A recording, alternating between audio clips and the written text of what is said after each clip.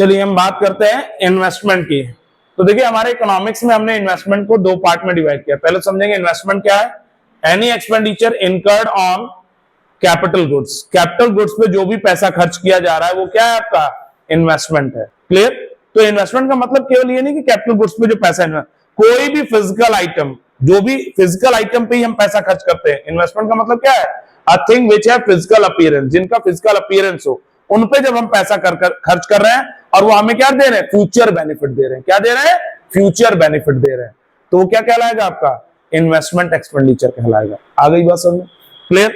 अब देखिए investment expenditure को हमने दो पार्ट में कैटेगराइज किया। एक है आपका फिक्स्ड इन्वेस्टमेंट और एक है आपका इन्वेंटरी इन्वेस्टमेंट। फिक्स्ड इन्वेस्टमेंट क्या कहता है, expenditure on capital goods which provide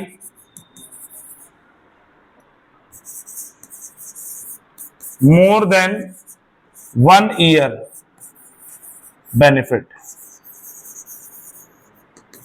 एक साल से ज्यादा का बेनिफिट दे, यानी लॉन्ग टर्म के लिए यूज हो। क्या हो, तो कोई भी इन्वेस्टमेंट या कोई भी गुड्स जिसपे हम पैसा खर्च करें, कैपिटल गुड्स जो हमें लॉन्ग टर्म बेनिफिट दे, जो हमारे बिजनेस में लॉन्ग टर्म के लिए यूज हो, वो क्या है, आपका फिक्स्ड इन्वेस्टमेंट कहलाएगा। क्या।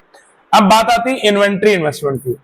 इन्वेंट्री इन्वेस्टमेंट क्या करता है, बेसिकली यहां पे जो हम एक्सपेंडिचर इनकर्ड कर रहे हैं वो हम गुड्स के प्रोडक्शन पे करते हैं। किस पे करते हैं, expenditure incurred on production of goods, like purchase of raw material, like maintenance of stock, to maintain a inventory, inventory को मेंटेन करने पे जो पैसा खर्च कर रहे हैं, semi goods, finish goods, semi finish goods, है ना, इन पे हम जो पैसा खर्च कर रहे हैं, इन स्टॉक को मेंटेन करने पे जो पैसा खर्च कर रहे हैं, वो क्या कहलाएगा, आपका इन्वेंट्री इन्वेस्टमेंट कहलाएगा।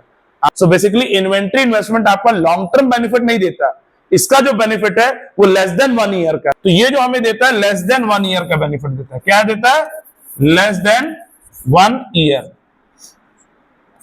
1 ईयर, एक साल से कम का बेनिफिट हमें देता है। और ये कैसा है, ये इन्वेस्टमेंट किया जा रहा है, ये खर्च किस पे किया जा रहा है, टू मेंटेन द स्टॉक, जो हमारे पास अनसोल्ड स्टॉक है, जो हमारे पास अवेलेबल स्टॉक है, या जो हमने गुड्स प्रोड्यूस किया है, उस गुड्स के प्रोडक्शन पे जो पैसा खर्च हो रहा है, या फिर उस गुड्स को मेंटेन करने पे, जो हमने गुड्स प्रोड्यूस किया है उसके स्टॉक को मेंटेन करने पे, चाहे वो रॉ मटेरियल को मेंटेन करना हो, चाहे वो फिनिश गुड्स को मेंटेन करना हो, चाहे वो सेमी फिनिश गुड्स को मेंटेन करना हो, इन सब के स्टॉक को मेंटेन करने पे जो पैसा खर्च होता है उसे हम क्या कहते हैं, इन्वेंट्री इन्वेस्टमेंट कहते हैं।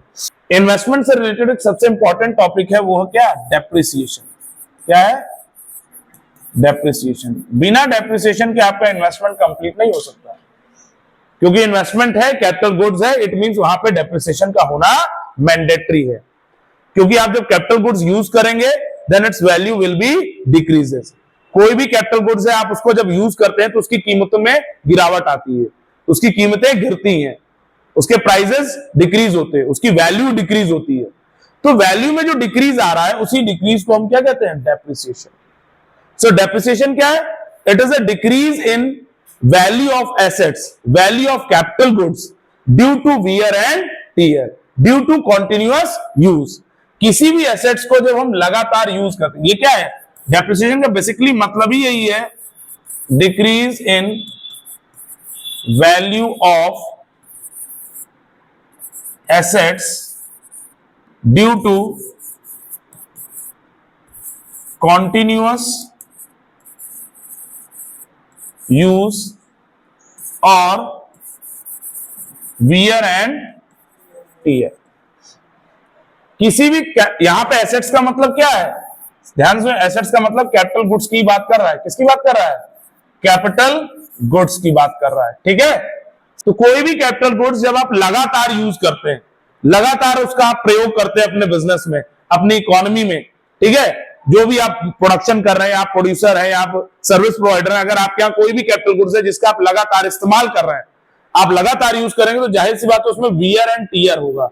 वियर एंड टीयर मतलब उसमें घिसाव आएगा, कुछ चीजें टूटेंगी, कुछ चीजें खराब होंगी, उसका कलर फेड होगा, है ना, कुछ मशीनें घिसेंगी तो जाहिर सी बात उसमें कुछ चेंजेस आएंगे, कुछ चीजें खराब होने लगेंगी धीरे धीरे यूज करते करते, है ना।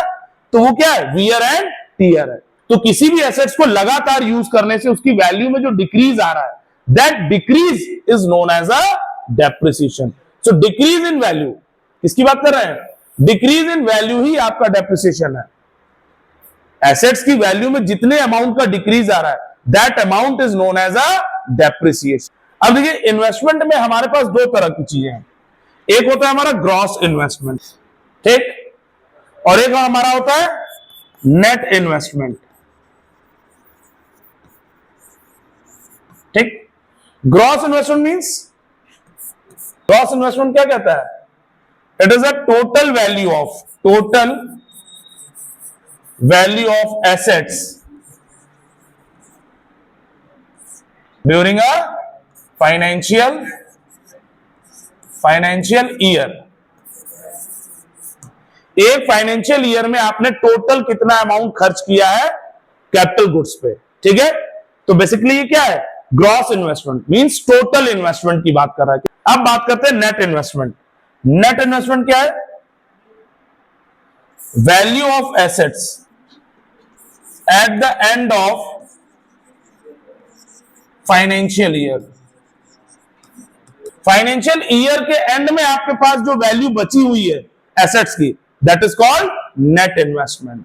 फाइनेंशियल ईयर के एंड में अब आपके पास जो अवेलेबल एसेट्स है, उसकी जो अवेलेबल वैल्यू है, that value is known as net investment. अब देखिए, जो ग्रॉस और नेट है, ग्रॉस से नेट में जाने के लिए और नेट से ग्रॉस में जाने के लिए हम यूज किसका करते हैं? डेप्रिसिएशन का। अगर हमें कोई भी ग्रॉस इन्वेस्टमेंट पता है और हमें नेट इन्वेस्टमेंट फाइंड आउट करना है, then we have to minus depreciation. क्योंकि ड्यूरिंग द ईयर आपने उस एसेट्स को यूज किया ना, तो यूज करने से उसकी कीमत में गिरावटें आएगी, वो घिसेगा, उसमें कुछ टूट फूट होगी, तो जाहिर सी बात उसकी वैल्यू डिक्रीज होगी। तो डेप्रिसिएशन क्या करेंगे? माइनस करेंगे। तो डेप्रिसिएशन से उसकी वैल्यू क्या हो रही है? डिक्रीज। और यही तो हमारी एंड की वैल्यू है कि ईयर के एंड में इतनी बची डेप्रिसिएशन लगने के बाद। अब मान लो हमें ईयर की एंड वैल्यू दे रखी है इन्वेस्टमेंट पे, और हमें कह रहा पता करके बताओ कि पूरे ड्यूरिंग द टोटल इन्वेस्टमेंट कितना था, ग्रॉस इन्वेस्टमेंट। तो यही डेप्रिसिएशन क्या हो जाएगा? प्लस हो जाएगा। तो ग्रॉस इन्वेस्टमेंट, नेट इन्वेस्टमेंट, और कैसे हम डेप्रिसिएशन का यहां पे यूज करते हैं। तो हम कह सकते हैं कि डेप्रिसिएशन का फॉर्मूला देखिए। वैसे तो आप लोग कॉमर्स स्टूडेंट है, तो आप सबको पता ही होगा डेप्रिसिएशन का फॉर्मूला क्या है। डेप्रिसिएशन का फॉर्मूला नोट कर लीजिए, cost of assets minus scrap value upon estimated life of assets. ये फॉर्मूला है हमारा डेप्रिसिएशन का। डेप्रिसिएशन का हम ये भी फॉर्मूला लिख सकते हैं, depreciation equals to gross investment minus net investment. और इसको हम इन्वेस्टमेंट की जगह पे हम ये भी लिख सकते हैं, क्या लिख सकते हैं? Domestic capital formation. इसको हम नेट डोमेस्टिक कैपिटल फॉर्मेशन कह सकते हैं।